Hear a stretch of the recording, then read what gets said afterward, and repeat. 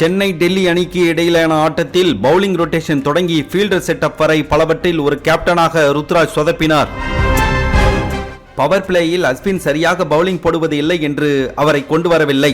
அது சரியான முடிவு என்று பார்த்தால் அதற்காக வேறு ஸ்பின் பவுலரையும் பவர் பிளேயில் கொண்டு வர மாட்டேன் என்று பிடிவாதமாக இருந்தார். 100 களமிறக்கி டெஸ்ட் செய்திருக்கலாம், ஆனால் செய்யவில்லை. முகேஷ் சௌத்ரி மீண்டும் மோசமாக பவர் பிளேயில் வீசியும் அவருக்கு 3 ஓவர்களை கொடுத்தார். ருத்ராஜ் செய்த தவறால் கடைசி 4 ஓவர்களில் தரமான பவுலிங் போட சரியான பவுலர்கள் இல்லாத நிலை இருந்தது. சேப்பாக்கா மைதானத்தில் ஜடேஜா போன்றவர்களை கூட 4 ஓவர்கள் போடாமல் நிறுத்தியது மோசமான முடிவாக பார்க்கப்படுகிறது. சிஎஸ்கே அணிக்காக அஞ்சுல் கம்போஜ் ஏலத்தில் எடுக்கப்பட்டார்.